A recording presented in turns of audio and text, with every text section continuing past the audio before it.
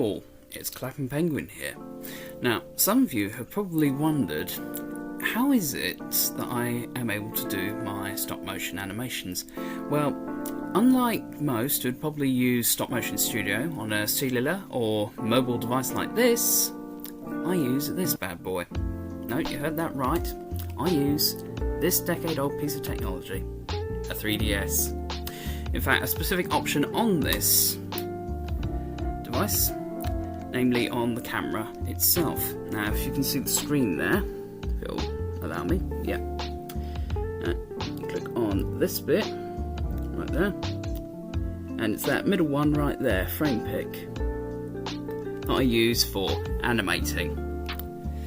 Hence the slightly grainy effect that you get from it. And now, without further ado, I'm going to move on to the next aspect, lighting. Now, when it comes to lighting my animation, some of you may have probably noticed there's a slight sort of yellow tinge to it. Well, that's mainly because I use incandescent light rather than halogen light. Now, don't get me wrong, halogen light would be just as great. You can probably see here on the video it's sort of come up a bit orange. On this particular camera, but on my 3DS camera it comes up yellow, so apologies for that. Also, I don't always use the low light or increase the brightness level when I'm animating, so there's that as well. As for when it comes to nighttime scenes, I tend to use a blue light, as you can see here, but because the blue light itself is so sharp, I tend to use a mixture of the two. Hence you get this sort of blue purpley colour. Some of you probably will recognise this from the Sonic Corrupted video I done about a month or so ago. Anyway, without further ado, moving on to the next bit, editing. Now, as a lot of you are no doubt aware, I of course use Power Director when I'm making my projects. Now, obviously I use the free version of it, hence you have that little watermark in the bottom of the screen. And if I go back, yeah, you see here you get the little watermark down here.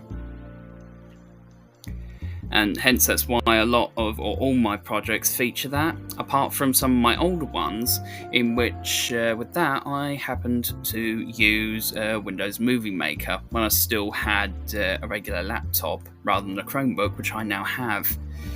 But just to give you an idea, you can, the way I obviously can add video, photos, music, sound effects and so on.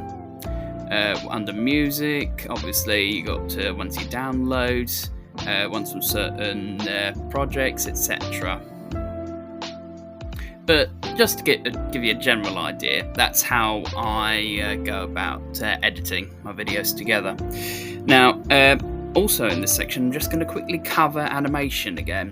Now, some of you have probably picked up that my animation isn't always smooth. Now, a key reason for that is quite simply sometimes I either end up skipping or missing frames, or if it comes down to it, I don't always focus that much on the smoothness of the animation, because sometimes I just want to be able to get the animation out as quickly as possible, and that is quite simply why some of it looks a bit janky now and again. But anyhow, I hope that answers any questions that you might have had about this. Anyway guys, I've been Clapping Penguin, and thank you for watching.